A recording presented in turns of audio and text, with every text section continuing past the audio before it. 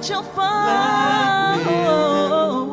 Just take the time to call, I will catch your phone.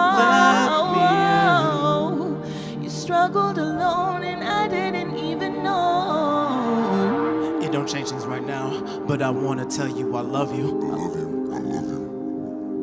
And this jacket don't keep me warm, but I keep it cause it's the closest I can get to hug you. The best times that I had was in the summer with you. I don't even know who I was before then, if you can believe it. Looking in the mirror, I'm crying cause I miss you. And when I say that shit, I hope you know I mean it. Yeah, the winter's hella cold, but it ain't nothing like being lonely. Lonely. What if the spring never comes? What if it never comes? My greatest fear has surfaced, and guess what the fuck it showed me? It showed me, it showed me. I couldn't keep you, how can I keep that perfect memory? This jacket don't keep me warm, but I'm glad you loaned it to me. Cause that summer with you showed me all the things I wanted to be. Yeah, you gave me reason, gave me motivation to keep on breathing. I thought I was dreaming, hard to believe what I could see. But my eyes wasn't seeing right when that summer had to end. I was blinded by a light, couldn't see you descend. Hindsight is 20/20, wishing I had the foresight to ask you to let me in. Yeah. Just take the time to call, I will catch your phone. Just take the time to call, I will catch your phone. Just take the time to call, I will catch your phone. I just should have known, and now I'm all alone.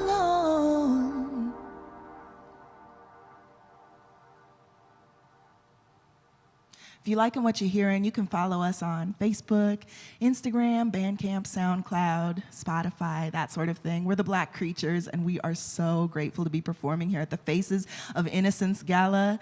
And it's virtual, so yay for safety.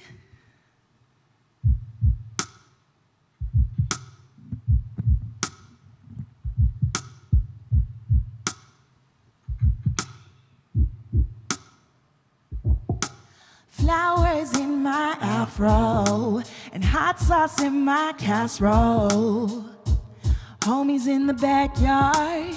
Won't you come through? Won't you come through? And you've been in my daydreams. Yeah, I dwell on a daily, yeah, about what we could do. Won't you come through? Won't you come we through? got the whole block grilling, jungle juice on tap and refilling. Folks worked hard all week, so it's time we think to spend the night. Sit and reminiscing on this feeling. And if you're down with that, then come forward and kick back. You probably deserve that. Yeah, yeah, yeah.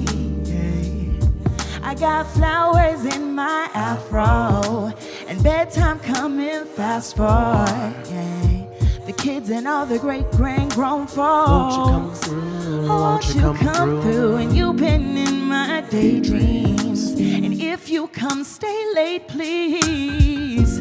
After party till 2. Won't you come through?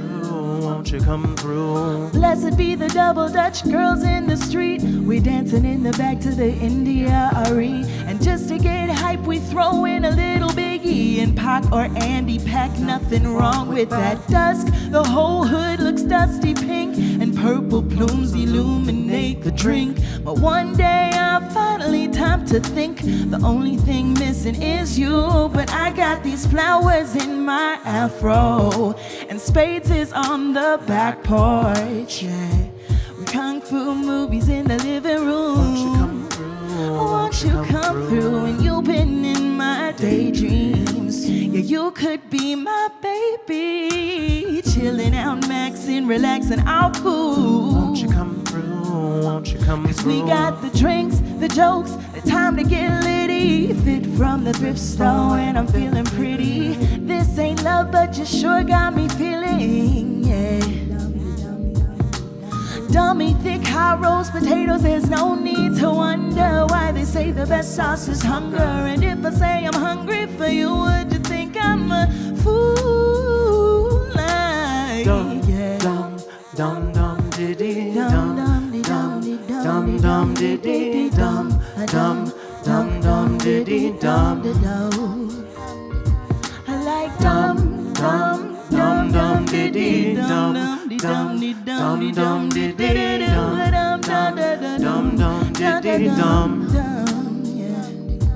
So fill up your cup, throw your hands up. We out here going dum dum dum dum. Fill up your cup, throw your hands up. We out here going dum dum dum. Oh, fill up your cup, throw your hands up. We out here going dum dum dum. Oh, fill up your cup, throw your hands up. We out here going dum dum dum. Dum dum dum diddy dum dum dum diddy dum dum dum diddy dum. Like Dum dum dum dum diddy dum dum dum dum diddy dum dum dum diddy we dum. out here going dum dum. Oh, that was just a little summer fun for you. This next one's called Wretched.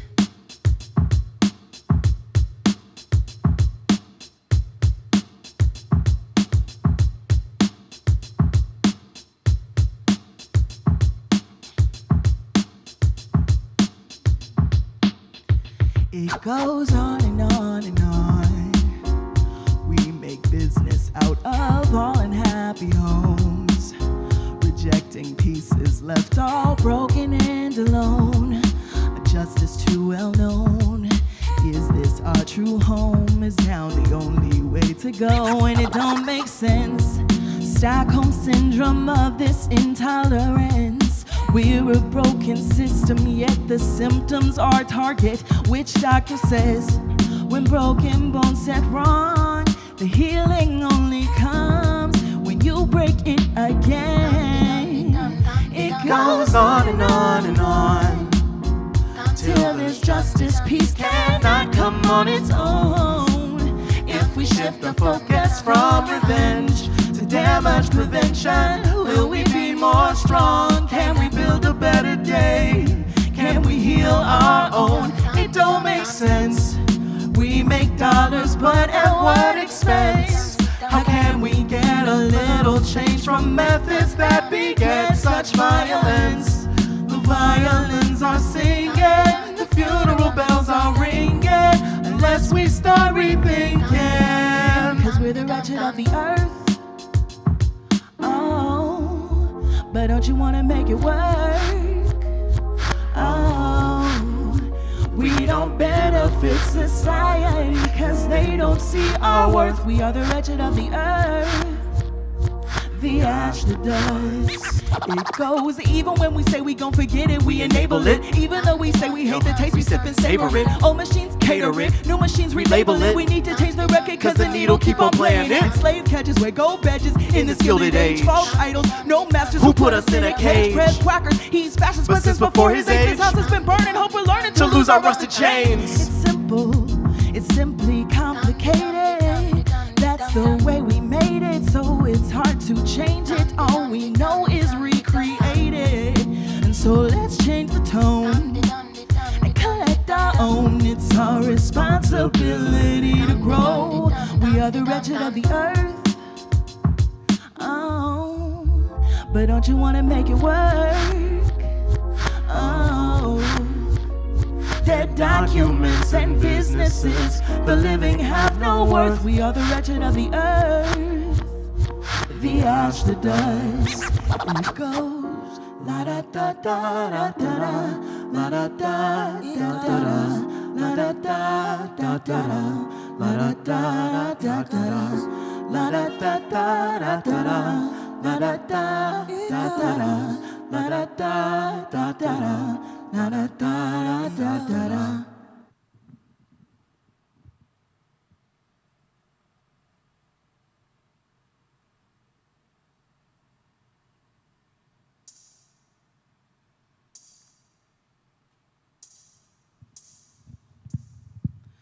Whoa, whoa.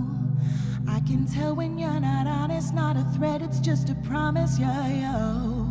Whoa. Yes, I'm spoiled, but I'm modest, and my friends all keep my promises, yeah. Oh, we connect. connected, electronic. If you need me, then I'm on it. Oh yeah. Oh. I can tell when you're not honest, not a threat. It's just it's not a lie. All my friends ain't polite. When I hear you speak, it gives me a peek at what you really want to hide, and that's alright. But I can't pretend everyone is my friend. It's more like everybody needs someone to depend on, and it seems like I found the squad. Not just some catchy song. And they love me, they show me when I'm wrong, and when I'm right, they sing along. Like I depend on my friends. I got less than 10, and I'm the only one who can pick them like I do, like I do. My friends, you know they be true. They look out for me and watch out for you, but that's just 'cause they know I've been through what I've been through. Whoa, whoa. I can tell when you're not honest, not a threat, it's just a promise, yeah, yo. Whoa. Listen up just like you want it, so you better not break no promises, yeah. Oh. Light the room up like a comet, and we have a right to flaunt it, oh yeah. Oh. Life's a game, but we be ballin', we can't help when eyes are on us. In the mirror, asking you how you feel. What's your biggest fear? Are you taking care? Are you cleaning your new piercing? No, I care about them things. Miss you when you miss me. What's the latest news on who you're kissing? It's very often you got my back. If I'm hard or soft, meaning if I'm crying or I'm going off. And if everything was awful and we just stayed still, will you stay my friend with pressure? Solid on delivery, you seem untrustworthy. You walk the way you talk, you say the things you mean. I could improve like you, and my friends keep improving me. Yeah, my friends keep improving me. Solid on delivery, you must be trustworthy. You walk the way you talk, you walk all night with me. Need to show you I'm real, only real matters to me. That's why I said I depend on my friends. I got less than 10, and I'm the only one who can pick them like I do, like I do. My friends, you know they be true. They look out for me and watch out for you, but that's just 'cause they know I've been through what I've been through.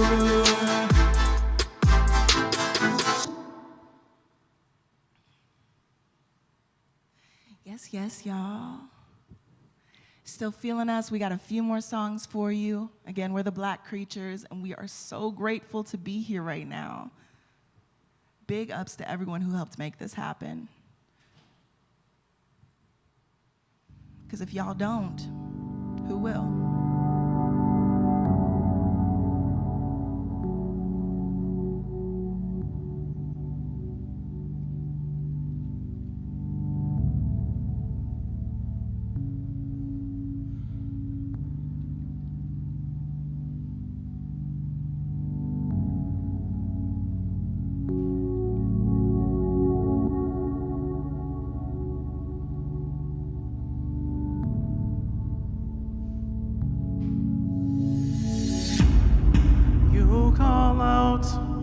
Like a light in the dark,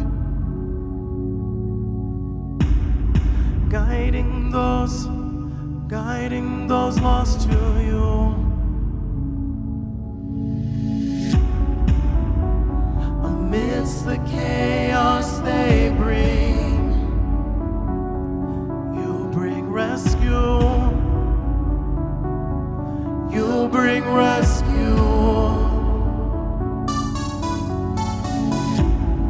You call out like a light in the dark. That darkness ever surrounding.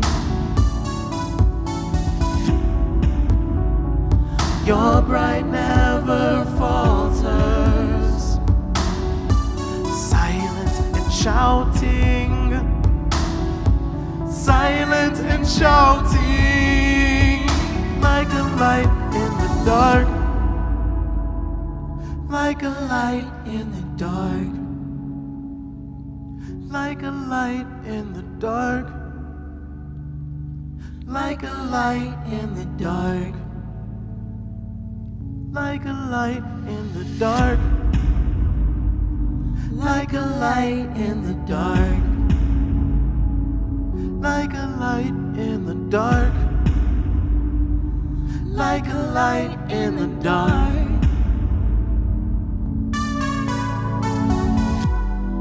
You call out like a light in the dark,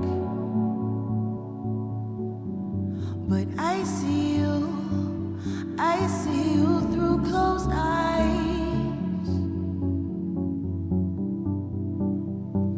keeping you in my heart. I am not blind, I am not blind.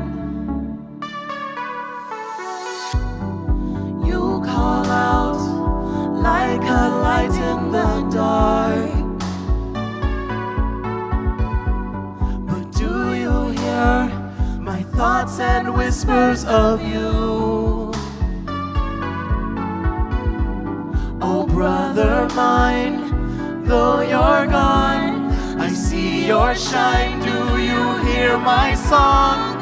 Set ablaze the abyss with the flames you've sparked, like a light in the dark.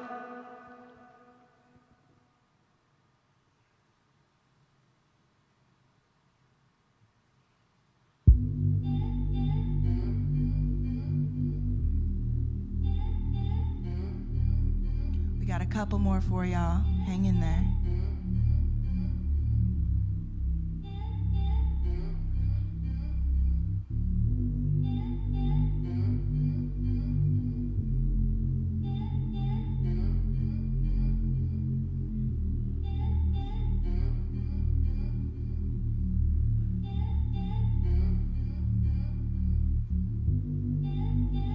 And I feel a darkness coming, and I will lie in wait here, abysmal, so deep and crushing, so well acquainted with fear. I've never known, I've never seen a dark so wild yet speaks to me. I've never heard, I've never been free as the dark inside my dreams.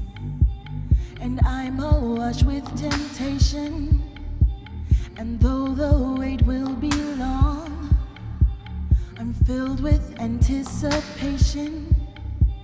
I fear I'm already wrong for reaching in, for reaching out to hold the dark so harsh and wild, for having wants, for having needs to match the dark inside my dreams.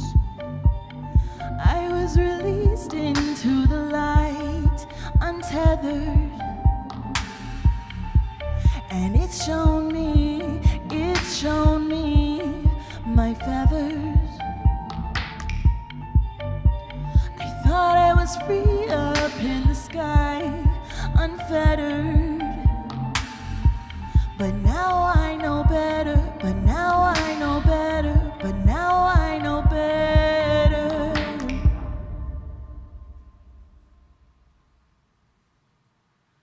All right, y'all. Blessings. Thank you so much. We got time for one more or not? That's it. Thank you guys so much.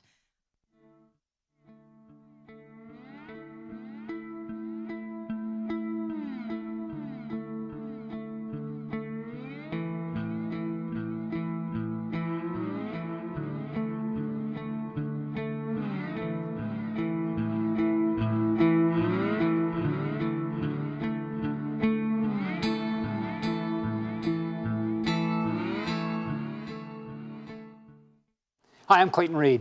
My family and I are really proud to be associated with the Midwest Innocence Project. The work that Tricia and her team do, along with the countless volunteers and exonerees who every day are fighting the injustices in the system and helping to free innocent people. This event tonight is all about raising money, and we can do more. If you're seeing this content and have not contributed, I challenge you to contribute. I would say that this cause maybe isn't the sexiest of all the things out there that people do in contributing money, but I would tell you it is one of the most important. Because if we don't contribute, no one will be able to fight for those who've been wrongly accused, and that affects all of us in the community. So I hope you'll join me and make whatever contribution you can, enjoy the program this evening, and find a way to do more for MIP. Thanks.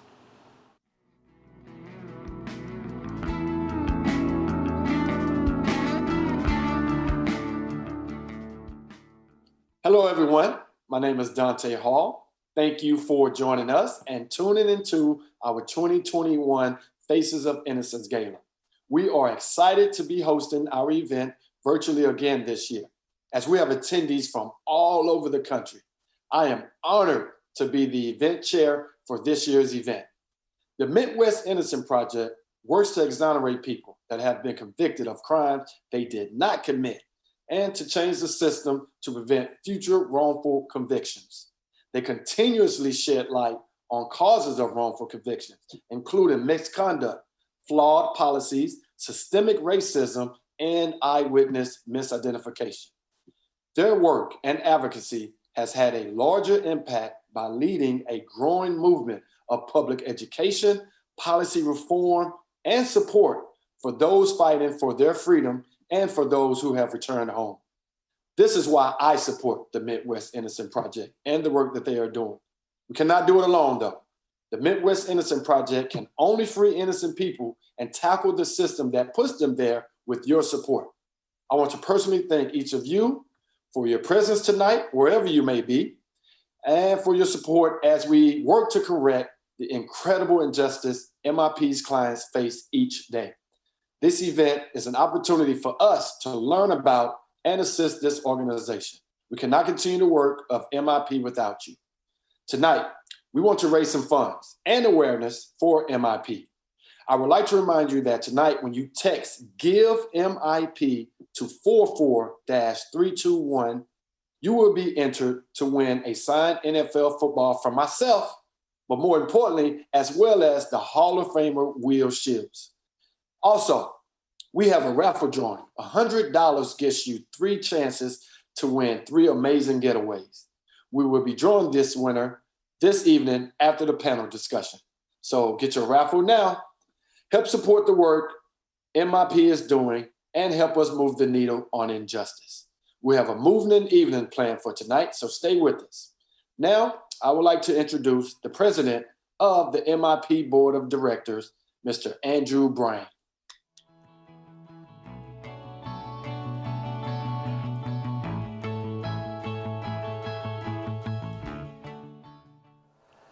Good evening. On behalf of the Board of the Midwest Innocence Project, I want to welcome you and thank you for joining us tonight virtually. This is our 14th Faces of Innocence Gala. I would like to give special thank you and recognition to our presenting sponsor, the Reed Family Trust. They have been an amazing partner and supporter of our organization, and we truly are grateful. We are thankful to all our amazing and generous sponsors this evening. Without you, we would not be able to continue the work we do for our mission. Also, I just want to say, if you are tuning in, thank you for showing up and supporting MIP. We look forward to a great evening in support of the Midwest Innocence Project. We're also extremely grateful to this year's honorary event chair, Mr. Dante Hall, and his continued advocacy. Thank you to our board members and members on all the committees that continue their work to move this organization forward. Thank you to our staff, our partners at UMKC, MU, KU, the Iowa State Public Defender Wrongful Convictions Division, the lawyers, students, and other professionals who volunteer and work on these cases, and all our friends and supporters, and all the clients and their loved ones that MIP serves. Together, we are the Midwest Innocence Project, and we have important work in front of us tonight. I would like to remind you that we have opportunities to give this evening. At any point in time tonight, you can click on the Donate Here button on your screen below me. You can also text Give MIP to 44321 to give. Tonight, because of our generous event share and honorary event share, you can win a signed NFL football by Dante Hall and Will Shields. We will announce that winner later this evening. You could also purchase a $100 raffle ticket for 3 chances to win an amazing getaway to Florida, New York, or Costa Rica. The winners will be drawn after the panel this evening, so go get your tickets now. Every dollar we raise tonight goes to help us continue the fight for justice. We will hear tonight from exoneree Ricky Kidd, exoneree Floyd Bledsoe, and freed person Faye Jacobs in a thought-provoking panel discussion. So please stay with us. So let me thank you all again for your time, your interest, and for being here this evening, being with us wherever you are. Now, I'd like to turn this program over to the Midwest Innocence Project's Executive Director, Ms. Tricia Bushnell.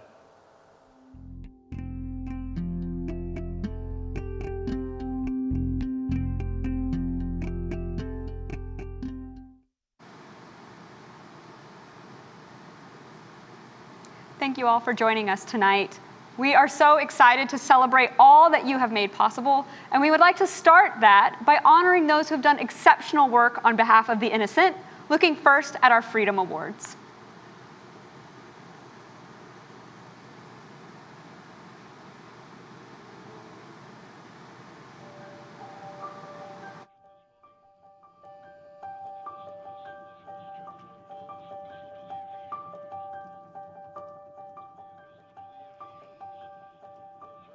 Lamar Johnson is serving a life sentence, convicted of killing a man during a drug deal in St. Louis in 1994. His family and legal advocates say he is innocent. 2 individuals came up to a porch in the middle of the night, fired onto that porch, killing the victim, Marcus Boyd. There was one witness that supposedly picked Mr. Lamar Johnson and his co-defendant out in a lineup. This eyewitness has recanted, said that he was pressured into making this identification and that he was paid. Fast forward 25 years and Lamar Johnson sits in the Jefferson City Correctional Center right now, waiting for this system to get this right. There is many different things at the hands of the prosecutor, the police, that should have been disclosed, that were not, that could have been used in the original trial of Mr. Lamar Johnson. She said, what are we going to do about it? Missouri has no mechanism to do anything. When we have overwhelming evidence that an individual is innocent, we have to fight to be true ministers of justice and support fighting for the release of those individuals. I've worked in Missouri a long time. There was no line of prosecutors ready to do that. Being the first African-American to ever hold the elected prosecutor office in the city of St. Louis, this office is very critical to address the systems that we all know have failed all of us. Prosecutors have so many more tools at their disposal and powers that the bar like me and MIP just don't have. Just as we delved into that case, I saw a lot of the prosecutorial misconduct, including making up witness testimony and reports, paying a witness to make a false identification, and ignoring confessions by the actual killers. This is one of those instances where we know who committed this crime. It's solved, but still Lamar is in prison. St. Louis Circuit Attorney Kim Gardner has supported Johnson's request for a new trial. But he was denied by a judge who said it had been filed 24 years too late, so he appealed. In March of this year, the Missouri Supreme Court dismissed Johnson's appeal, finding there was no right for a prosecutor to file a motion for a new trial to correct an injustice. And as a result of that gutting and heartbreaking opinion, the Missouri legislature said, all right, let's fix this. The Missouri legislature passed a new bill explicitly allowing local prosecutors to ask for the convictions of those wrongly imprisoned to be set aside. It's on Governor Mike Parsons' desk, awaiting his decision. I think it is a testament to how important it was for her to do that the legislature has come forward to make a mechanism for a prosecutor to do just that. This is the benchmark case for giving a prosecutor the avenue to correct wrongful convictions. Part of that will be because of Kim Gardner. part of it will be because of Lamar Johnson and who he is. Both of them deserve so much credit for this legislation and Lamar's eventual, Freedom Day. It's a way that you can rectify an innocent person being in jail for long periods of time. And I think that it's only fair that we have these mechanisms set up because it's the right thing to do. I'm grateful that she took on a very difficult fight. And that's what Midwest Innocent Project and the Innocent Project does, and that's what this office and the prosecutor of the city of St. Louis, led by Kim Gardner, we're gonna do. We're gonna fight. There is a law that is being changed because she spoke out about an injustice, and now a whole state will be able to hopefully correct that, not just for Lamar Johnson, but for others. Doing the right thing sometimes means fighting against individuals who believe mass incarceration and the old way of doing things is correct. It really highlights how important it is for not only a conviction integrity unit to exist, but to be independent. Midwest Innocent Project has been instrumental in kind of educating us and giving us the knowledge so we can talk to the experts. That collaboration is only furtherance of educating all of us what the right thing to do is. Prosecutors that go into their job with the Minister of Justice role are natural friends to the Midwest Innocence Project. It's really a beacon of what we hope that other prosecutors will look at and follow suit. When I called Kim Gardner to tell her that the Midwest Innocence Project wanted to honor the work that she's been doing to free Lamar Johnson, she said, "It's not the right time because he's not home yet. I don't deserve it." I don't feel until Lamar Johnson is free that I can actually accept any accolades because that's the number one goal, is to correct this wrongful convictions. This is just, the first Faces of Innocence of many, where a prosecutor is standing up and getting the award for helping us free innocent folks from custody.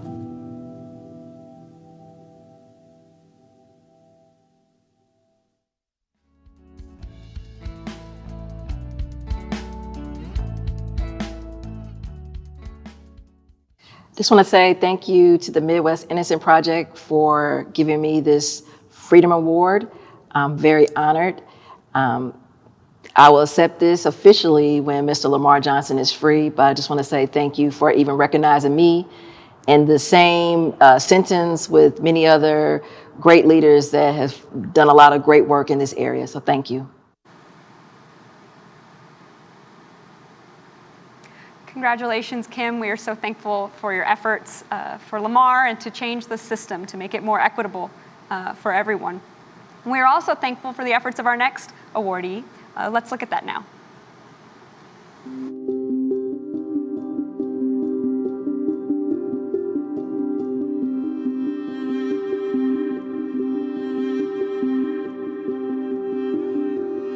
Lamont McIntyre was exonerated in 2017 after serving 23 years for a crime he didn't commit. He was convicted of an execution-style double homicide that occurred in 1994 in Wyandotte County. Lamont's mother, Rosie, had been sexually abused by Detective Roger Golubski. A powerful police detective who's now retired is accused of sexual abuse, vengeance, and corruption. And when she reported him and moved and changed her phone number to get away from him, 2 of her sons and a nephew somehow all ended up in this police lineup for a double murder. Roger Golubski's initials are on the back of the Polaroids. And the prosecutor allowed that to go forward, even threatening witnesses who said they knew it wasn't Lamont. The evidence against him was always compromised, but once it did come out, Mark Dupree moved very quickly once the hearing started. And on the second day of that hearing, Mark Dupree, after having heard the evidence that had been presented, agreed that Lamont was innocent and wrongfully convicted and should come home. And so that was it. It was over. Lamont came home that day, October 13th, 2017, Friday the 13th. That same day, Mark announced that he was forming a conviction integrity unit to look at all of these other cases. In April of 2008, Kathleen and Carl Schroll were shot and killed inside this KCK home. Pete Kuhn's legal team argues the real killer is Kathleen Schroll. She killed her husband, then killed herself. That case was really started by the Conviction Integrity Unit and then contacted MIP and said, "We think this guy's innocent. We've done an investigation. He needs a lawyer." We looked and we researched and we investigated and ultimately came to the conclusion that clearly something's wrong here. The The information that came out in Pete's case was not something that the defense could have just found on its own. It was located in the prosecutor's files. The person that was murdered in this situation had a background with Mr. Coon's family. The state knew that the victim had these other incentives. She had been investigated by other state entities, not only for the elder abuse and fraud that was happening with Pete's father, but also with what was happening at her job where she worked at a bank. And sort of the walls were closing in and that information was there and it was not disclosed. We had to decide that we were willing to accept the fact that those before me in this office not only made mistakes, but bottom line were corrupt, and that we were not going to cover that up. My dad wasn't just a number or statistic for him. He treated my dad like he was somebody who had rights and should have rights. We told the court that we desired to dismiss this case. All of that evidence was brought to bear in Wyandotte County, and he was determined innocent. Mr. Coons stood and I shook his hand. And he looked me in my eye and said, "Thank you." And he said, "If you had not answered my letter, I would still be in prison." It gave us an opportunity to spend time, precious time, it turns out, that we wouldn't have ever had otherwise. Mr. Coons had 108 days of freedom, and he died in part from stage 4 lung cancer. I'm certain that he would have died in custody had that process of relief not been short-circuited by a prosecutor who stood up and said, "We got this wrong," and asked the court to fix it. I'm hopeful, that more prosecutors think in the way that Mr. Dupree does about innocence cases. When we deal with these cases, it's important that we have folks like the Midwest Innocence Project who are willing to stand up and fight for those who don't have a voice. We work to bring them home and to change the system to prevent that from happening to others. Every person in this system, regardless of your race, ethnicity, your economic background, your political status, should be treated fairly in this system. There has been an understanding from society as a whole, looking at how our criminal legal system has been set up, that there are changes that can be done in the prosecutor's office. And the prosecutor is who decides what justice is in a community. And so, certainly if any prosecutor was going to do it, he was the one, and he's the one who did.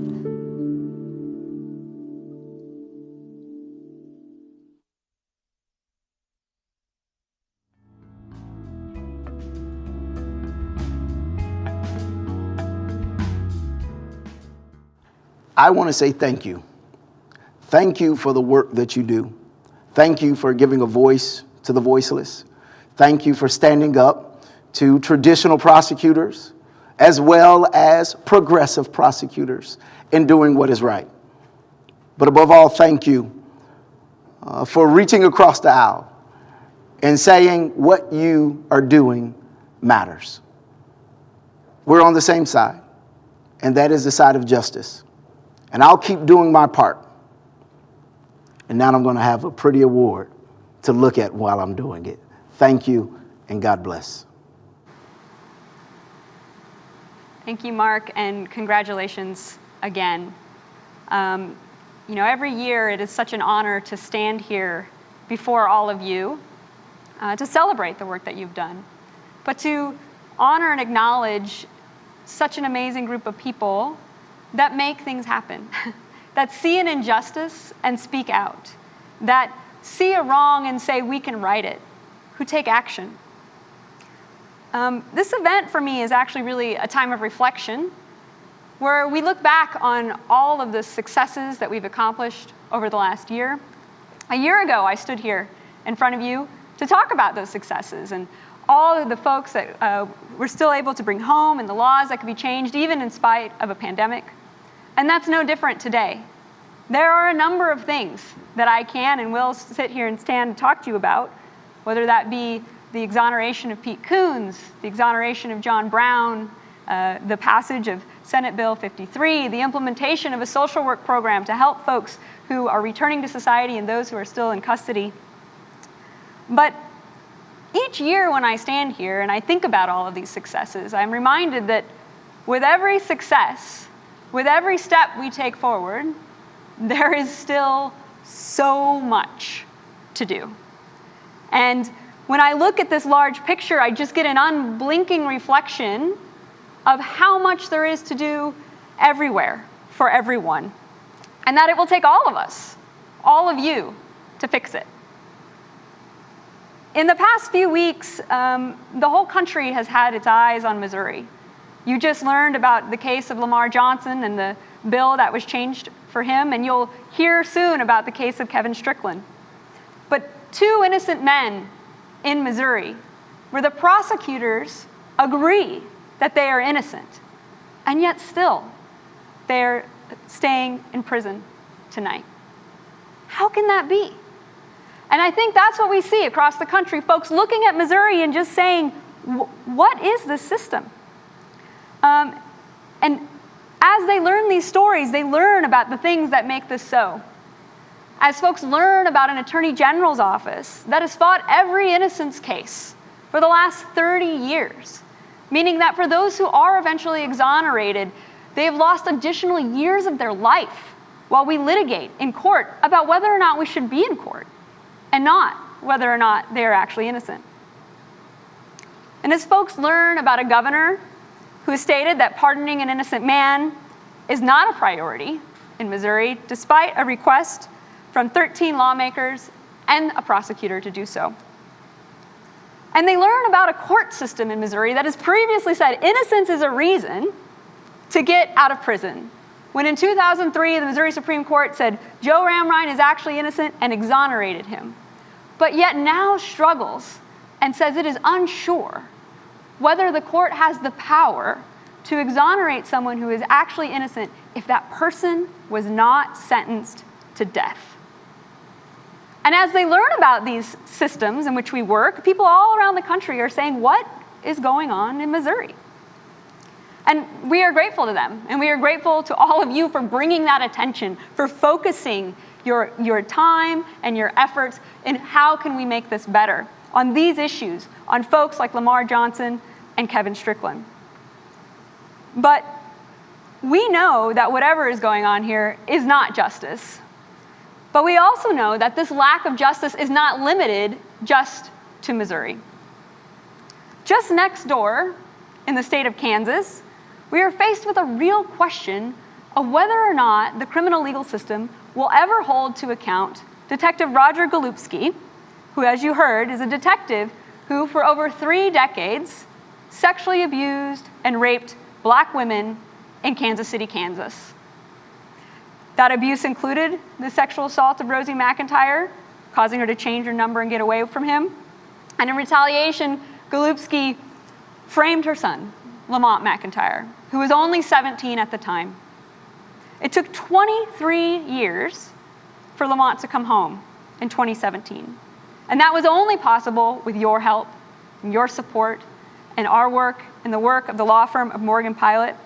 And when he did, at that time in 2017, Golubski's longtime partner was still serving on the force as the chief of police. It has been nearly 4 years, and yet still the criminal legal system has not held Golubski to account, or to free the unknown number of individuals who he helped to wrongfully incarcerate. And instead, just recently, the current mayor of Kansas City, Kansas has stated he doesn't think there needs to be an independent investigation of the police department. That is not justice. And just up north in the state of Nebraska, our client Antoine Young still fights for his freedom, despite Antoine's alibi for the crime at the time of the crime, and despite the fact that our office in 2016 put the real perpetrator on the stand, who took the Fifth Amendment to every question, including the question of whether or not he had committed the crime. That real perpetrator was the first person the police suspected had committed the crime, not Antoine, who only became a suspect later when a known unreliable eyewitness named Antoine and then tried to extort Antoine's family for money, saying, if you give me money, I will change my testimony. We presented all of that evidence at an evidentiary hearing in 2018. It took 3 years for the court to deny it. It was not yet until this year that we heard from the court that they were not going to grant relief, knowing that in that entire time, in those 3 years, through a pandemic, Antoine could not appeal and instead just had to wait. That is not justice. And right next door, in the state of Iowa, we're fighting to bring home our client, Jason Curtis, who sits tonight in prison even though there was no crime that occurred. In 2011, Jason was convicted of the death of his 5-month-old son, Jackson, who had been a sick baby his entire life. He had thrush, he was on repeated antibiotics, he couldn't put on weight, he couldn't lift his head, he couldn't roll over. They knew that he was sick. And his parents took him to the doctor over and over again, even days before the baby died. Jason even carried his son for a mile to get to the doctor's office, to get another opinion to help his son. But the pediatrician that was treating him did not find that there was anything extra unusual. And in fact, when others had suggested he should get a neurological consult, he didn't get one. And so when Jason's trial came around and that pediatrician testified, he gave a picture of a baby who was otherwise healthy. That pediatrician is now serving time in a federal penitentiary for child pornography, including pictures of his child patients. And all through this time, still Jason waits. Still the state fights. We filed that petition for him in 2015, and he has been waiting 6 years for what we hope will be an evidentiary hearing this fall. That is not justice. And I tell you all of this not just to say this is how difficult the process is, that these are things that are impediments to justice for everyone, but I tell you this to say this is how much your support means. Not just to us, but to every person sitting there in prison tonight. It's because of you and your support that we will not stop. It's because of you that we are able to keep fighting, even as mountain upon mountain is put in front of us. And because of you, John Brown was exonerated in 2020 when the 8th Circuit found that the state had improperly destroyed evidence. Because of you, Pete Coons was able to walk out of prison into the arms of his family after 12 years apart. Because of you, we've extended our programs. We've added social workers and social work students to help not only those who are returning home begin the next chapter of their lives, but to help those still incarcerated manage this difficult, long process. And because of you, we were able to pass Senate Bill 53, which gives the power to Missouri prosecutors like Kim Gardner and Jean Peters Baker to overturn the wrongful convictions of people they know are innocent. And so it's with you, and it's only because of you, that we are able to redefine the criminal legal system, that we will change these processes, because we will not look away when we see an injustice. But even then, we know our work is not yet done. It is far from done, because in each of the jurisdictions that we work in, everywhere, there are challenges that we face. Our opponents are mighty. They come with the power of the state and all of its resources. One innocent defendant in court with an under-resourced set of lawyers against centuries of power and precedent. But we will not stop until our vision of justice is realized, and we will not stop until justice is achieved for each person, regardless of where they were born, the wealth of their family, or their race. And so I ask you again tonight, will you join us in that fight for justice? Will you help us continue to bring home innocent people and change the system that keeps them in there or puts them in there in the first place? People like Michael Polite, who was just 14 years old when he woke up to the smell of smoke and found his mother burning on the floor and was immediately taken into custody. People like Gentrick Hicks, who was identified by a witness who couldn't tell black men apart and described the perpetrator as having a, quote, typical black face.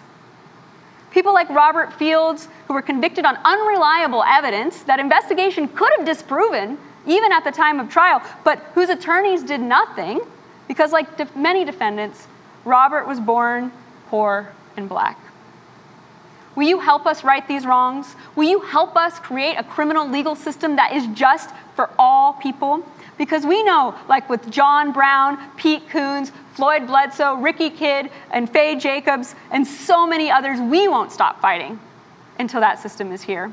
And we will not stop fighting for what is just. And we hope you will keep fighting with us.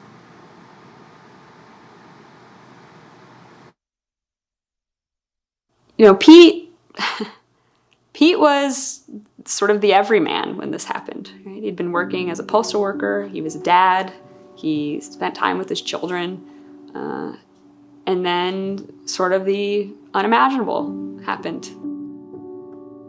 There's good police work and there's not so good police work. And I can even understand how sometimes an overload of work causes people to do less than a perfect job. I just hate the fact that they did less than a perfect job and cost me so much of my life. Pete's father was an elderly gentleman who lived on his own. And Pete discovered that his father's housekeeper / home health aide had been stealing from Pete's father. Pete got his father away from this woman named Kathleen Schroll and started to figure out how much damage had been done. Kathleen had begun working at a bank and had begun embezzling from that bank. April of 2008, Kathleen knew that her embezzlement was about to get discovered. So she began laying the groundwork, and her plan was to commit suicide, murder her husband, and frame Pete for it. She took a gun out of her purse, shot her husband, then she placed a phone call to her mother, wakes her mother up, and tells her mother, Pete's here. He's already killed Carl, who was Kathleen's husband. He says he's going to kill me. And then her mother says, did you call the police? And she says, no. And then the line goes dead. The person that arrives on the scene, the first officer who doesn't know about that phone call, looks at the scene and concludes very quickly, this is probably a murder-suicide, just by the way the scene looked. And once that phone call was kind of in the air with law enforcement, everything else was ignored. Any evidence that contradicted it, any evidence that supported Pete's protestations of I'm innocent was just ignored. It was that thing we call tunnel vision. So at that point, based solely on that phone call, Pete is arrested and charged with 2 counts of first-degree murder. At the first trial, Pete is found guilty of murdering Kathleen and found not guilty of murdering Carl. For the second trial, the prosecution finds a new witness named Robert Rupert. Robert Rupert, the infamous jailhouse informant, found himself in trouble and in custody as they do. He called out and said that Pete had, made these statements, basically confessed to the killings and offered, all these details, which of course were blatantly wrong, just based on the crime scene photos, you could see that. And nobody seemed to be bothered at all how inaccurate it was just on its face. 50-year-old Olin Coons is facing 2 murder charges. In April of 2008, Kathleen and Carl Schroll were shot and killed inside this KCK home. Right? He was convicted of a crime he didn't commit. He was torn away from his kids who were there with him while he was getting arrested and served 12 years for a crime he didn't commit because evidence that the state knew hadn't been turned over that would have proven his innocence. So Pete's case was one of the first cases that came out of the Conviction Integrity Unit in Wyandotte County. And so the Conviction Integrity Unit had started their investigation, and they had determined that they were starting to believe that Pete was innocent. This case goes back to court with shocking new allegations that Pete Coons was set up. Investigative reporter Angie Ricona reveals new evidence in an old murder and speaks directly to the accused. The Midwest Innocence Project was really a saving grace for us. I don't know that anybody would have believed us if they hadn't jumped on board and looked at everything and said, no, we believe. You know, Pete's was one of those where it happened quickly. You know, we present the evidence, the state agrees, the judge agrees, he went home, there's no more appeals, it's done, right? And he can just say definitively it's done, he's exonerated, and in theory should have been able to re-begin his life. A few years down the road, it's just a speed bump in the rearview mirror. I got a phone call from him, and he said, I just want to keep you updated. You know, I went to the doctor and they found, you know, a mass on my lung. Like, they don't think it's cancer. They're gonna go do a biopsy. So I just want to keep you updated, but nothing to worry about. Everything's fine. Okay. What his doctors would eventually discover is that Pete's body had cancer almost all over it. It was stage 4 cancer. It was in his lungs, on his collarbones, it was in his brain, it was in his kidneys. Dad died 108 days after he was exonerated.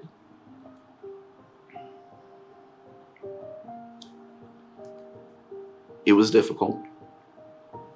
It was painful. And it felt like the other shoe that I was waiting for to drop. There's no excuse for it, right? He wanted to dedicate his life to making sure that what happened to his family didn't happen to anybody else. He thought he had all the time in the world, and he didn't. And it didn't have to be that way. If they had screened him properly and gotten him proper medical care, the type of medical care you or me or anybody else could have gotten, right? He'd still be alive. Even if someone committed a crime, we are responsible for their health and safety, right? And what we do or don't do says everything about us. And so here you have Pete, who we have already failed because he was convicted for a crime he didn't commit. But then we fail him again by just not even providing adequate health care, so that when we correct our error, he's not alive to even experience his freedom.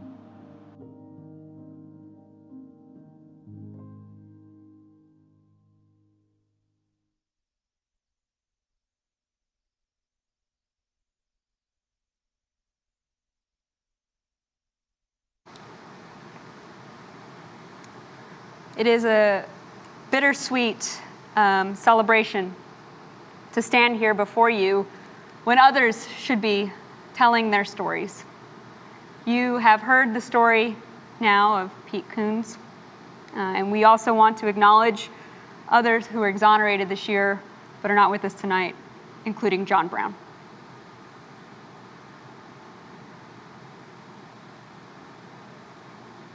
John was just a beacon of light. It's hard to imagine that somebody could spend decades, right, incarcerated for a crime they didn't commit and really just be love personified. You say, how you doing? He's like, I'm blessed like you are. And at the end of every call, he wanted you to know you were loved. And I just think about that. Like, it's a really hard thing for people to say to friends or family or acquaintances that they love them. And John was unabashed that he loved you and you knew you were loved. And so I think it was really important for all of us because when he died, he knew we loved him too. Hey, what's up, Trish? God bless you and your family and everybody else. To everybody, say happy Thanksgiving. Love y'all. Bye, my sis. John Brown and 3 others are serving life sentences in connection to a 1988 rape, robbery, and murder of an elderly Fordyce woman. John Brown is actually from Las Vegas, but he had some family members who lived in a small town in Arkansas called Fordyce. And John happened to be spending a summer in Fordyce with some of those family members in 1988. That same summer, there was an assault and murder of a 78-year-old white woman in the town of Fordyce. One of the important things to know is John Brown and his co-defendants did not know each other. So John knew Tina Jimerson just a little bit, but he had never met Charlie Vaughn or Reginald Early. And so they needed to come up with a way to put them all together. So it was bit by bit that every piece of evidence had really been manufactured just to get a conviction, and that they had essentially just put 4 black folks together. The police had sort of gone down a couple of different paths and nothing had really turned out the way they wanted to. And so they end up focusing on Mr. Brown and his co-defendants. The state's case at trial consisted of two things. The first is that they relied on the testimony of incentivized informant witnesses. So witnesses that had been convicted of other crimes or had some kind of past history with the police department. And those witnesses testified and gave false testimony against Mr. Brown and his co-defendants in exchange for something that was helpful on their case, some time off their sentences, some special treatment. And then the second thing that the conviction rested on is a false confession. And that came from one of John's co-defendants, a man named Charlie Vaughn. So Charlie Vaughn is someone who suffers from intellectual disabilities. And while he denied being involved for years, was adamant during every interrogation. At some point, the police, he confesses, and the police take him within 24 hours to the court where he takes a plea agreement, but at the plea agreement, can't give any details about what's happening. Immediately after that plea agreement, Charlie Vaughn recanted and has always said, I didn't do this, and not only that, I don't know these folks, and none of this happened. They had done really rudimentary DNA testing on a sexual assault kit at the time that excluded John Brown and Charlie Vaughn, but included Reginald Early. You know, when we came on to represent John, we knew there was already a confession and that there was already this informant that hadn't been disclosed. But what we didn't know was just sort of how far the corruption continued to go. In a 26-page document, the judge cites constitutional violations as well as new evidence, including a 2015 co-defendant's confession. What ended up happening is Tina Jimerson's team at the Center on Wrongful Conviction started doing an investigation. And what they found out was that the state had used an informant. They had driven someone in from Texas and put him in the cell with Charlie Vaughn and said, "We need your help." And as he described it, he said, "I got them all they wanted and more." And so he talked to Charlie and worked him to get this confession and did it with a recording. He recorded the whole thing and they destroyed it. So it was bit by bit that every piece of evidence had really been manufactured just to get a conviction, and that they had essentially just put 4 black folks together. I know I was innocent, but I just couldn't prove it. You know what I'm saying? Because the way they had it stacked on me, I couldn't prove by myself. And I was blessed to have a team of God-fearing attorneys that show the world what the injustice was done to me. But I'm blessed. God's good. John was released from prison in the fall of 2018 when his conviction was overturned by the U.S. District Court. But there were still some things that had to be worked out until he was fully exonerated, because the state chose to appeal the victory that we had that overturned his conviction. And so for 2 years, John was free, but he was living in this limbo with this huge weight on his shoulders of, at any moment, the court could decide differently and they could side with the state, and he might have to go back into prison. It was a dream come true. I didn't really go into details with him about how he felt, because I was just happy that he was exonerated. I blocked everything else out and I just focused on you out, you're out. It's unfortunate that John did not share his deteriorating condition with me. On a Monday, I got a call from a relative on his father's side that he had died. In 2020, the 8th Circuit Court of Appeals upheld that opinion and he was fully exonerated. But unfortunately, later that year, he passed away. He died of a heart attack. So John Brown spent 26 years in the Arkansas Department of Corrections, and most of that time he had largely untreated high blood pressure. John passed away ultimately from congestive heart failure, and that congestive heart failure was caused by years and years and years of untreated high blood pressure while he was incarcerated. So his death was ultimately because of his wrongful conviction.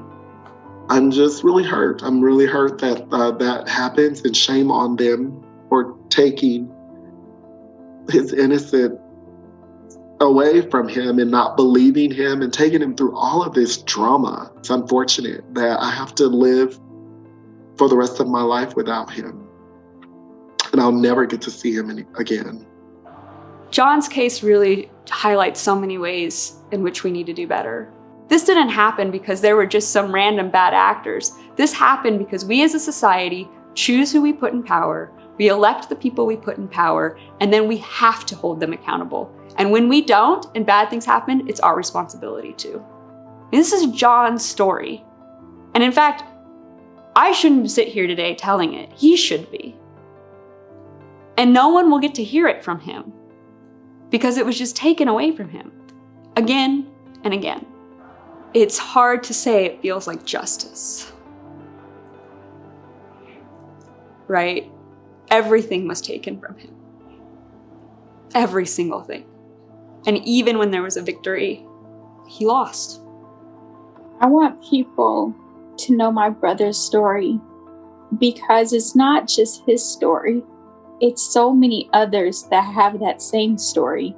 Us as a society, we have to be more sensitive to things and not to be biased or prejudiced or racist, because his story could possibly save the next person's life, the next person's family member's life, so that they don't have to endure what my family has had to go through.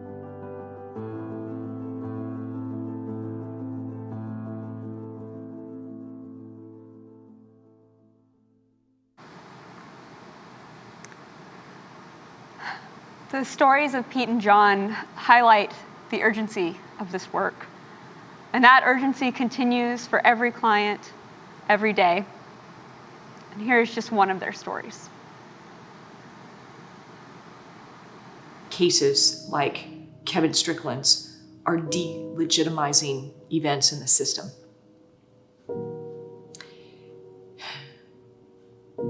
And that can't be undone. That part can't be undone. But what could be done today is that he were released. Kevin Strickland has been in prison for a 1978 triple murder in Kansas City. Today, my job is to apologize. Today, Jackson County prosecutor Gene Peters Baker says he is an innocent man. It is important to recognize when the system has made wrongs. Mr. Strickland has been incarcerated for over 40 years for a crime he didn't commit. In 1979, he was convicted of a triple homicide in Kansas City, Missouri, where 3 individuals were killed and a 4th person was injured but survived. Mr. Strickland was at home that night. He had an alibi. He was on the phone. He was just 18 years old. When police arrived, the surviving victim did not name him, even though she knew him. She named 2 other individuals and said she couldn't identify the other 2 and gave a description. Unfortunately, in what we now know as a tainted identification, a friend later came to her and said, well, that description you gave, that could be Kevin Strickland, right? And that sort of tainted her memory, and she started to ask about that, and eventually she identified Kevin Strickland. And that was essentially the case against him. There's no physical evidence linking Mr. Strickland to the crime. The whole case was built around and really required the testimony of Cynthia Douglas. When you look at the facts and you get to know what happened in the case, really, I think the bigger story is about the unreliability of that testimony. Even back in 1978, it had literally every indicator of unreliability. First time he was tried, it resulted in a hung jury. There was 1 African-American juror on that jury. After that trial, the prosecutor went to the defense attorney and said, that's a mistake I'll never make again. And he ensured that was true. So at the second trial, when it came time to select the jury, the prosecutor used all of his first peremptory strikes to strike all of the remaining Black jurors from the pool. And as a result, that second jury, which ultimately convicted Mr. Strickland, was an all-white jury. And just 3 months later, his co-defendant, Vincent Bell, who was one of the individuals the victim named as one of the perpetrators, at his plea hearing had to give a description under oath of what had happened. And he described in detail what happened that night of the crime, naming all of the other 3 individuals who committed the crime with him and saying very clearly that Kevin Strickland was not involved and that Kevin Strickland was innocent. Nobody did anything after that. Nobody did anything except Mr. Strickland, who had at that point no resources to do it. So really almost every part of the system failed him. Now at 6, new allies and a potential new law could help overturn the conviction of a man who has sat in prison for decades. Kevin Strickland. His story has gained a lot of attention in the last week. In 2009, that surviving victim, Cynthia Douglas, contacted the Midwest Innocence Project in an email saying that she thought that there had been a wrongful conviction and she may have participated in that and wanted to contact someone to recant her identification. Tasked with that in hand, looking for new information, we saw that there was a fingerprint that had been sort of found on what they said was the murder weapon that they said wasn't comparable at the time. We contacted the prosecutor's office at that time to say, we think you should take a look at this case and also can we retest this fingerprint? They said yes to both. They retested the fingerprint. They found that that fingerprint excluded Mr. Strickland as the source. And they ultimately came to the undeniable conclusion that Mr. Strickland is innocent. This one's really clear, in my estimation. The reason for that is it's not a case that my office would carry today, and it's not a case that my office would have carried for a whole bunch of years now. A single eyewitness ID is not enough. So we need other evidence, to help tell that story. He needs someone to fight for him. He's had fighters outside of the system. He needs a fighter inside the system to fight for him. So currently in Missouri, there is no way for a prosecutor to overturn someone's conviction, even if they know that it is wrong. And I think that that's what is just so shocking for all of us, that we all know what the result has to be. There is no other just result that is not Mr. Strickland coming home, but we also don't know when it will be. By the mechanisms available to Mr. Strickland, it's certainly not going to be tomorrow. What does justice look like? That's a tough one. I don't know. I haven't seen it yet. Earlier this year, a bill was passed that included a provision that would allow a prosecutor to file a motion for new trial and do exactly what we're talking about for Mr. Strickland, right? Unfortunately, that bill has yet to be signed by the governor. And more importantly, even once it's signed, that bill will not go into effect until August 28th. So again, while everyone knows that Mr. Strickland is innocent, while the prosecuting office knows that he's innocent, agrees that he needs to be released immediately, that office will not have the power to do so until at earliest August 28th. He has always been telling the truth for 43 years, and no one has ever heard him. And I think while he's not yet exonerated, it's incredibly important and meaningful to him and to all of us that people know that he is innocent and that there's an innocent person still sitting there and that he matters.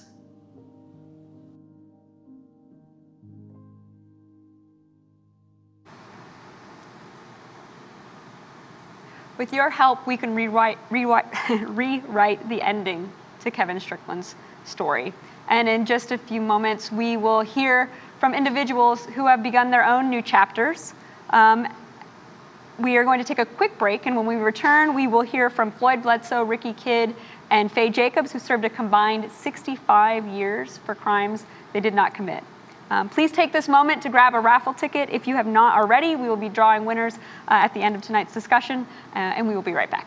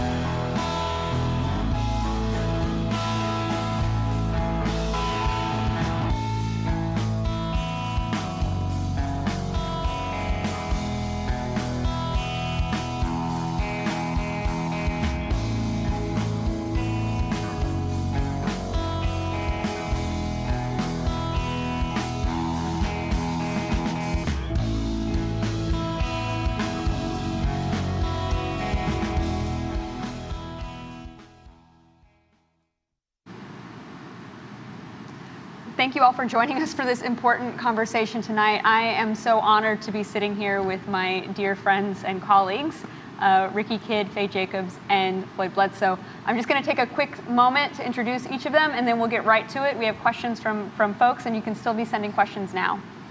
Our first panelist at the end is Floyd Bledsoe. Floyd is the founder and owner of Offensive Timber, which recycles, rebuilds, and restores. And as he describes it, you don't have to be a felon to work for him, but it sure does help. That's right. Floyd was exonerated in December 2015 after spending nearly 16 years incarcerated for a murder he did not commit. In the years fighting for his freedom, Floyd originally won a new trial in 2008 when a federal district court found his trial counsel was ineffective and had failed to present an adequate defense. Floyd was released on bond, but 9 months later received the call that the 10th Circuit had reinstated his conviction and he had to turn himself back in. He was ultimately exonerated 6 years later after DNA testing and a confession from the real perpetrator proved his innocence. Next, we have LaQuanda Faye Jacobs. She is the founder of Innocence 2, an organization that works to support people in their reentry process. She was the only woman in Arkansas sentenced as a juvenile to life in prison without parole and was one of just 50 women across the country to receive such a sentence for a crime committed as a juvenile. Faye was convicted because of flawed eyewitness identification procedures, incentivized testimony, and an ineffective lawyer who did not investigate the 5 additional eyewitnesses of the crime who would have said that Faye was not the shooter. As a result, a jury found her guilty of capital murder and sentenced her to life imprisonment without parole. Over 26 years later, on July 17, 2018, Faye walked free but not yet exonerated after the court resentenced her to time served under a program that resentences juveniles who had previously been sentenced to life without parole. Because she is no longer incarcerated, a pardon from the governor is the only way to clear her name, and a pardon application is currently sitting before the governor of Arkansas. And finally, my colleague Ricky Kidd. After surviving 23 years of being wrongfully convicted for a crime that occurred here in Kansas City, Ricky Kidd has chosen to turn his negative into a positive, has decided to be better opposed to bitter, and to walk in faith over fear. Since his release in August of 2019, he has been crossing the country sharing his story of resilience, tragedy, and triumph, all while raising awareness about wrongful convictions, the importance of quality leadership, and how we can all create a positive impact in this world. Ricky is an author, a public speaker, a justice advocate, a playwright, and the founder of I Am Resilience, a resilience training, public speaking, and criminal justice consultant platform designed to educate, inspire, and positively change the world we see today. Thank you all so much for being here. Thank you. Thank you. I just want to start. You all have met before and spoken before, and you all come from very different places. So Floyd is convicted in Kansas, Ricky was in Missouri, Faye was in Arkansas, and have different experiences. But in those times that you have met and talked to each other, are there commonalities that have existed across the experiences that you think you see together? Yeah, of course. Yes, by far. Yeah. First of all, being wrongfully convicted, that's the clear commonality that we all have. Mm-hmm. But I think some of the same struggles. And then at times also different struggles as well. So, yeah. Exactly. Definitely. I totally agree with you. When you all look out, you see 2 handsome and 1 beautiful person, I don't know, but just kidding. But, but it's when you remove that on the inside, we all hurt. Yeah. We have hurts, even though, we're out, we're happy, some exonerated, like myself not, but, we have hurts. That's what we have in common, in spite of. Behind everything is still hurt there.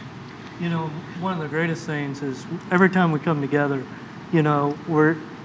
we find we're able to comfort and encourage each other. Yes. And so that's a great thing. Yeah. And, some folks have asked in particular, you've talked about some of that hurt. Does your wrongful conviction still impact you today? And if so, could you talk about how? Absolutely. For me, it's nightmares. When I came home, I had these real bad nightmares of being locked back up in prison. It was horrible. So horrible, I used to drink coffee to stay up. I didn't know if I wanted to go to sleep. They was bad. I remember, for anybody who used to get a text, I think it used to be you as well, at 3 and 4 a.m.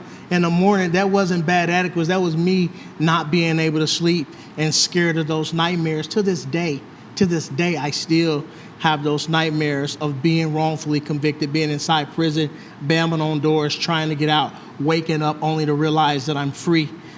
So it's still with me, and many other issues, but we can't unpack them all, but that is one that comes to surface, and it continues to show itself on a regular basis.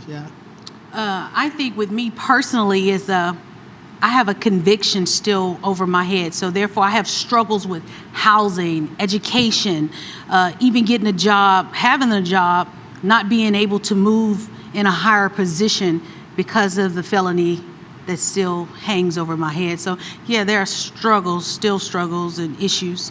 Yeah, that's just a few. For me, if you look at us, all three of us will smile, but behind those smiles, we got a lot of pain. For me, even though I've been out for 5 years, one of the greatest things to overcome, and I still fight to overcome it, is that personal barrier of opening up and, whether it's talking with Amanda or talking with my kids, it's, and Amanda will be the first to say, he's quick to put people at arm's length, because you're always scared of being hurt again. It's that fear, and you battle with it every day, and you can do two things. You can either deny it or embrace it, or you can just say, well, what's happened is going to happen, and never cope with it. Do you still think about the fact every day that you had been wrongfully convicted, even though, for example, it was 5 years before? Oh yeah, Ricky talked about nightmares. I still have dreams where, I wake up and I'm sitting in prison.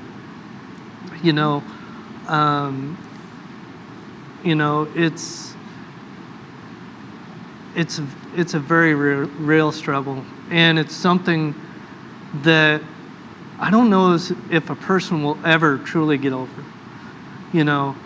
I don't care if you've done 16 years, 23 years, or a few months. Once something's been ripped, it will never go back together like it was, no matter how hard you want it to, and I struggle with it every day. And I struggle even more of admitting that, for far too long. I remember calling you and calling Alice, and you guys would be quick to say, well, how are you doing? And then you'd follow up by, well, how are you really doing? But you never want to tell somebody, hey, I'm in a depression today because I feel like I'm never going to get out of this place. Like it's going to consume me. And you get in that mindset, and it's hard to let go of that. I second that. Solidly second that. I heard that. It's bringing emotions to the surface because that was one of my strongest, or one of my biggest struggles, is willing to admit that I was really troubled. I didn't want to seem weak or vulnerable. I am a happy person. I do, I have this energy and this passion, but on the other side of that, I had exactly what Floyd was talking about, and I just wasn't, for many years, well, for the early part of my release, I just wasn't willing to admit it. So you're spot on with that. So one of the other questions that many people had is, what has been the most difficult part when you transitioned to freedom? And what was the easiest? I think for me, the difficulties of transition was having to accept that I'm leaving prison, but I'm leaving with a conviction. Having to face that. This conviction is still hanging over my head. And so it causes challenges for me daily. So that was the difficult part of it, and it still is. It's a difficulty. And I think the easy part has been having the support of organizations and people investing in my life and helping me and carrying me on the way. I'm so grateful every time I have the opportunity. I want to acknowledge MIP and Journey to New Life, because the impact, you all have had on my life. So that has made it easy in spite of the luggage that I have to carry for right now. Big luggage. Yes. Yeah, for me, the difficult part of my transition was survivor's guilt. It continues to be, knowing that I was going home, that I am home, but that there's so many other individuals left behind. Kevin Strickland, I did many years with him. Lamar Johnson, I did many, many years with him. That was my difficult and continue to be my most difficult transition point. My easiest, laughing.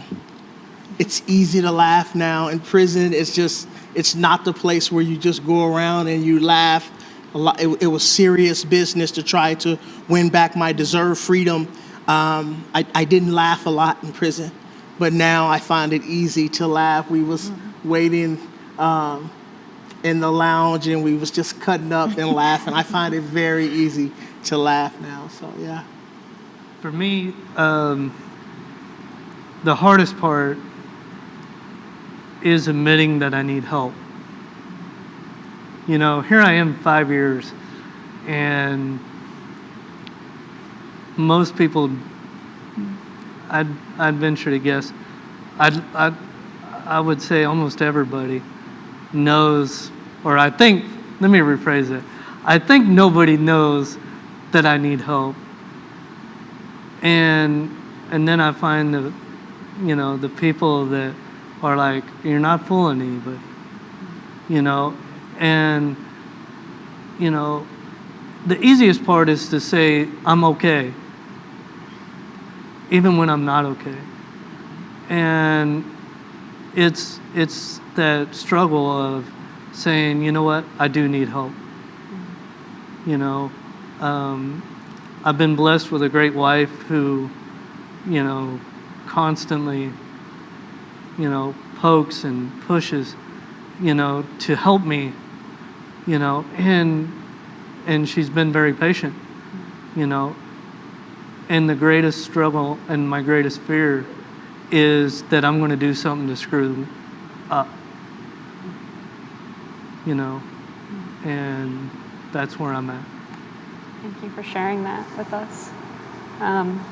We have another question from Rebecca F., who says, how does pop culture influence people's perceptions of the justice system? And do you feel pop culture has been helpful or harmful to the cause of bringing innocent people home?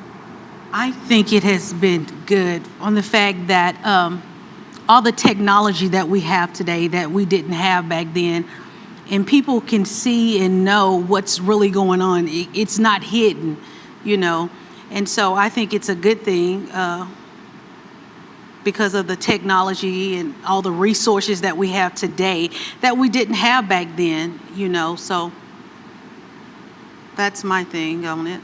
Yeah, I would agree with what my sister Faye is saying. Definitely the society we live in now, the social media, all of that has been very, very helpful. The next generation, the youngsters we love so much, they bring energy when we're tired. So that has been very, very helpful towards the push. I think what's missing in the space of wrongful convictions and criminal justice reform is the educational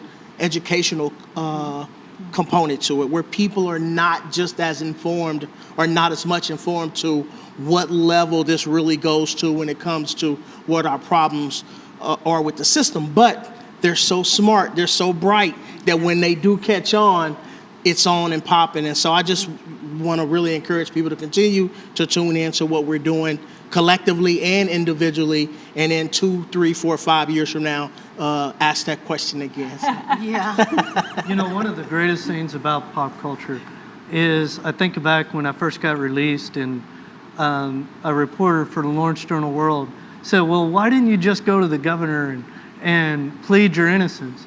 And I said, I'm just a person in prison, and he wouldn't listen to my voice. And now that I'm exonerated, now I have a little bit of a voice. You know, now we have people like Dante Hall and, you know, and the Kardashians and all these people that are finally starting to look at wrongful convictions and that they happen, and that they have a tremendous voice and a great platform to bring to light what's going on today. And we need them. So, you know, you pointed out that now that you're exonerated, or now that you're home and folks know that you were wrongfully convicted, people listen and they have something. So with that in mind, with all of these folks listening, what do you want them to know? What do you want them to hear that you can say from your experience?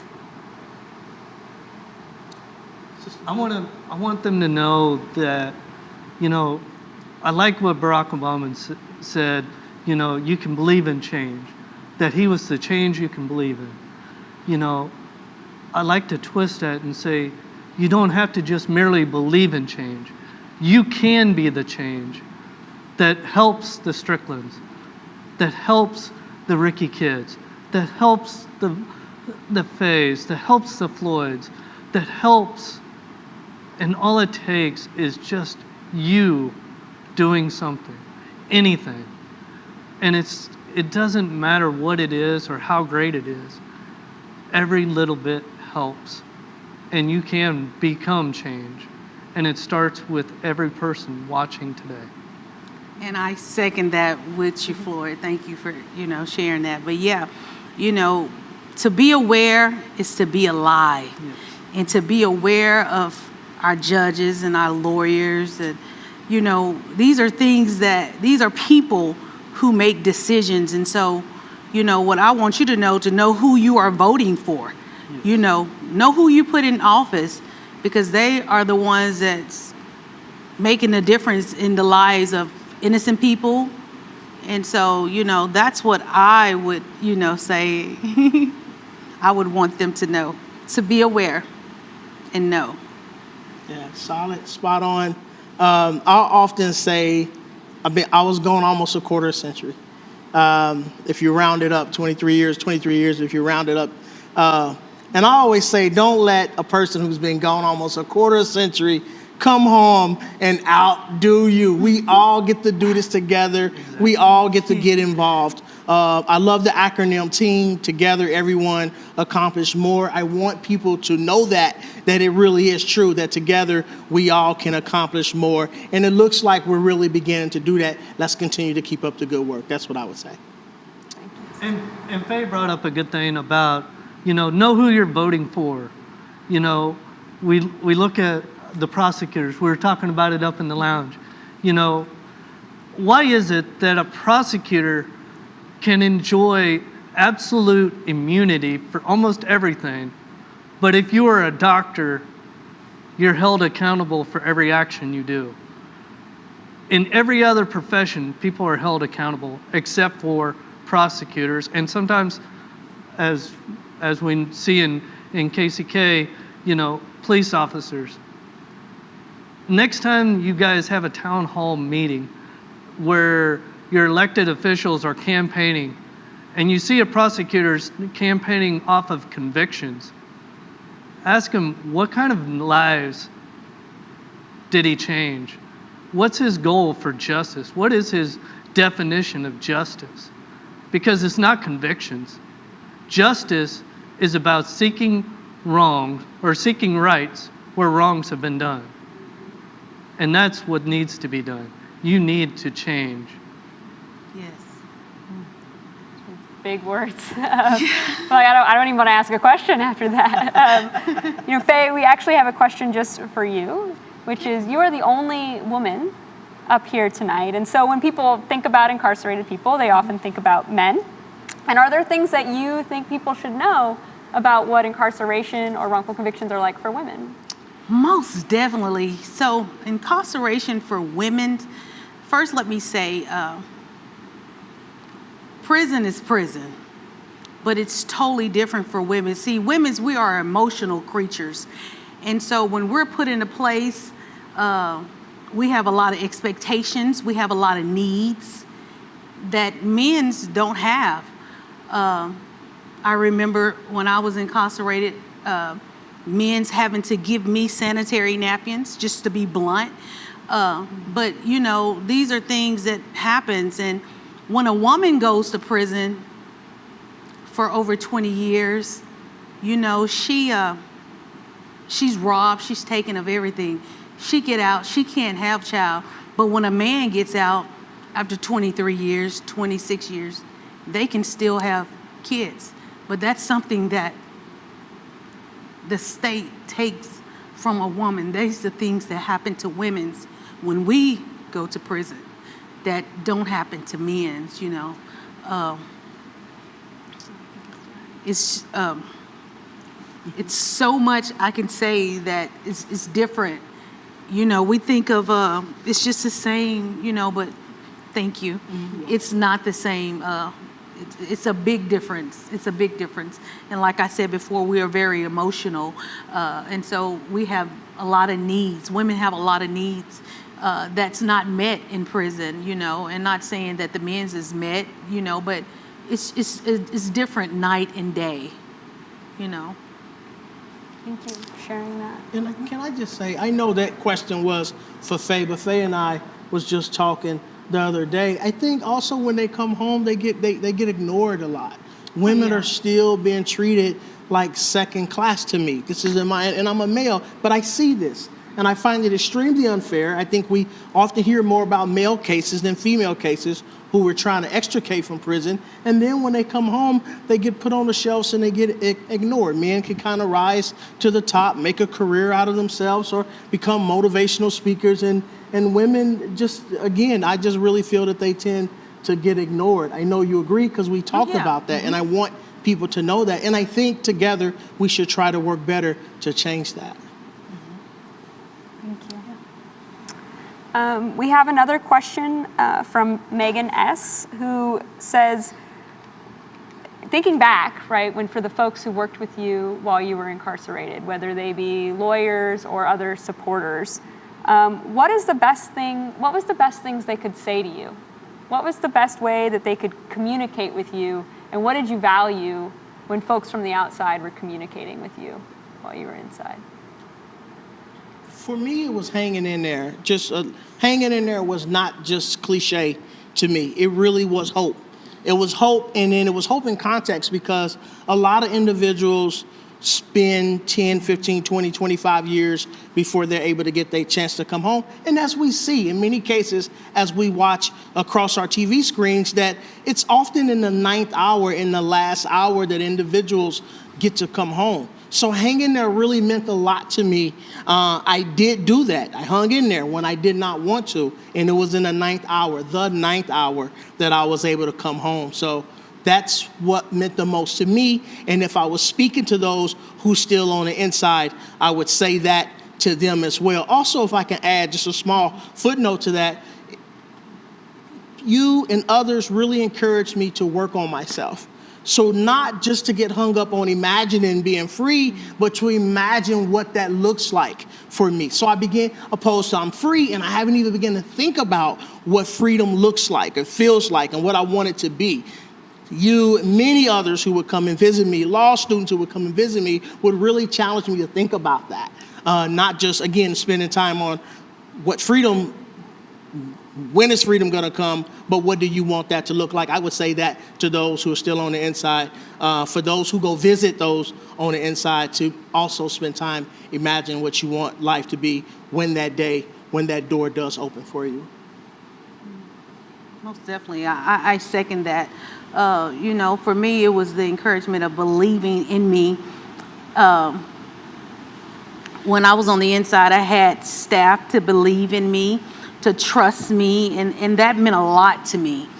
That gave me the hope and the endurance to continue to fight. And, you know, Ricky said it all. You know, I don't even really have to say anything because I second that for Ricky. But the believing in me, and you know, and I want to, and my continues to encourage others, you know, to believe and not give up, you know, keeping the faith.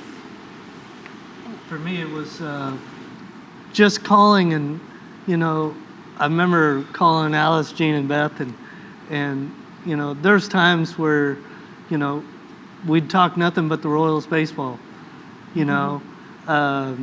And the greatest thing, no matter who I called, whether it was them or called Trisha, it was, hang in there, we'll get you through this. You know, it's knowing that people care and that they're behind you. And so, you know, that was with the communication with folks from the outside. Mark E. is asking, you know, this was a long process for all of you. I mean, Floyd, you had to turn yourself back in. You were free and then had to go back in, you know, and Faye, you've still got this, like you said, hanging over your head. I mean, and it was just years. Ricky likes to say you lost 11 times, right, before you finally won.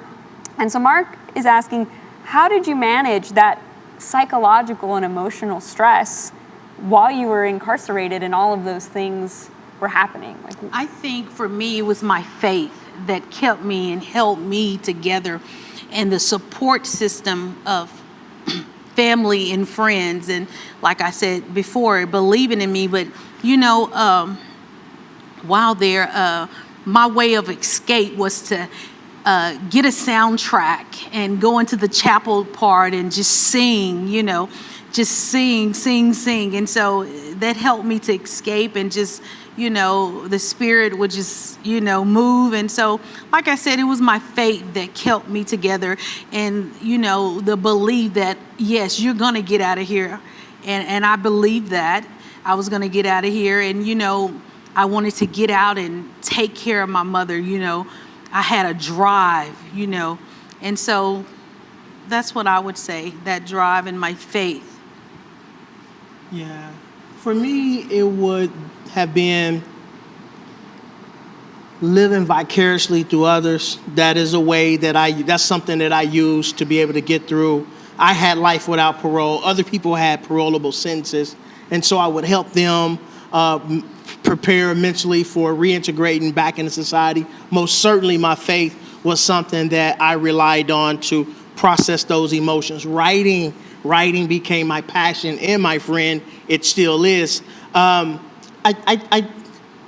think those things were extremely important, but one of the most things, one of the most important things, because people often ask, are you angry? Are you bitter? And I really want to settle that question, maybe even speaking on the behalf of all of us and many others. We are angry, we are upset, but what I learned how to do is channel that anger. It's what you do with the anger. It can be destructive or it can be productive. In my early few years, it was destructive. And I found myself in situations where it wasn't working out. It's not where I wanted to be. So what do I do with these feelings? What do I do with these emotions? And I learned how to process them. It has then and now, it's my passion that you see. So if you're asking, am I angry? When you see my passion, you know the answer. I'm just using it or channeling it in a productive way. Did you feel the same way? Yeah, you're exactly right.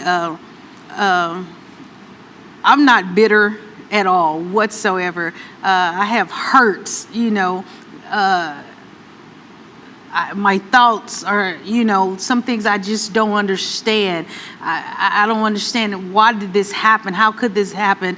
And why is it still happening to me? You know, I have these thoughts, but I refuse to be bitter. That's just not me. Am I hurt about the situation? Absolutely hurt, you know, devastated, you know, but bitter? No. And I'm not bitter. I'm hurt, you know, just like every other person. You know, for me, I remember when I had to turn myself back in, and Alice called me, and I went to Sedgwick County and turned myself in. And I remember riding that bus back to Hutch Prison. You know, and then I got to Hutch Prison, and I remember the guys that I had spent 9.5 years already with. You know, they didn't do nothing but came over and said, "Hey, bud, it's okay. The truth will come out." and they made sure I was taken care of.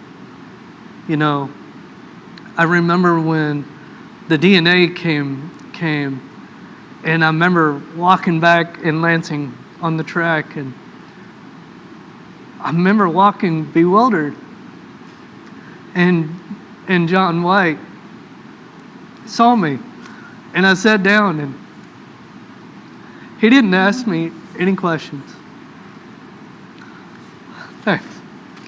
All he did was put his arm around me and said, "You'll be all right, because I'm right here." And that's all he said. He didn't know anything about what's happening. And I said, "John, you don't understand." And he's like, "I don't have to, because I know you." And then I told him. And he said, "Well, just remember, you always have family." And it was those guys, you know, that helped me. And that's why I am where I am today, is because of the people that came alongside and said, "We'll get through this together." Thank you so much for sharing that, and I hope that those folks know the strength that they gave you, because, you know, like I said, I'm just so honored to be here with one of my favorite people, but not only three of my favorite people, but three of the strongest folks that I know. So thank you for sharing all of that. So with that, you know, we will close up our panel, and we will strangely have a strange transition to the fact that there are a bunch of people now waiting to find out if they won a trip. So we will be drawing our golden ticket winners, and we want to do a special thank you to the generous donors of these trips. Only 200 tickets were sold, and it is through that and through your donations that help us continue to do the work for folks like Kevin Strickland and Lamar Johnson's. And so we will take one quick break as I wait to get these drawings. All right. Good luck. Drum roll.